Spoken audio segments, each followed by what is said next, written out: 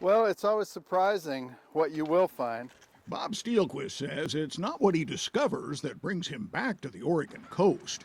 This is going to show us a lot of things that are characteristic of tide pools everywhere. But rather, the longtime naturalist says it's what he might find that brings him back to the tide pools below the Three Graces, towering sandstone sea stacks at Tillamook Bay. This is a really important habitat. Group of snails under the rock here.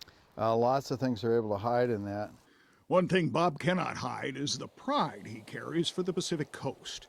You can see it, read it, learn more about it in his new colorful book, The Northwest Coastal Explorer, a natural history guide to the places, plants, and animals of the Pacific coast.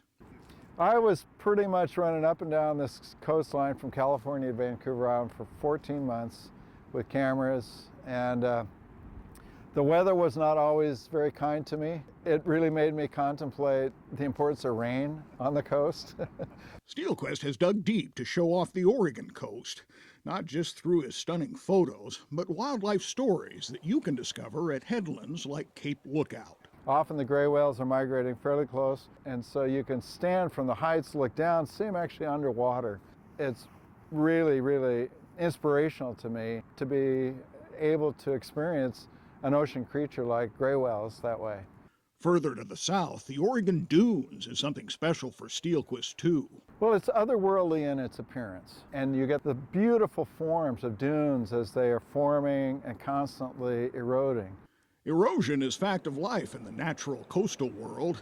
A vivid reminder is on display right now at Rockaway Beach, where you can see and touch the shipwrecked remains of the 215-foot-long Emily Reed. That was 2-inch copper nails with a big head on it that held the copper sheeting onto the ship.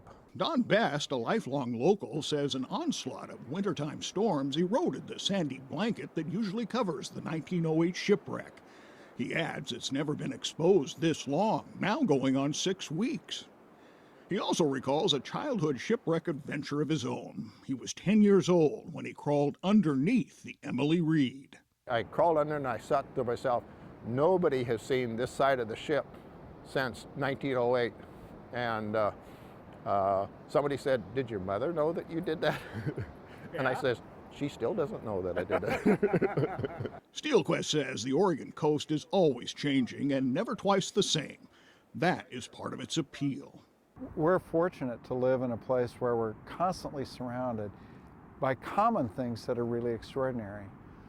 I like to praise the common things because I think that's who we live among, plants and animals, and they tell us so much about the world around us. At Rockaway Beach with photographer Jeff Kastner, Grant McOmie, KGW.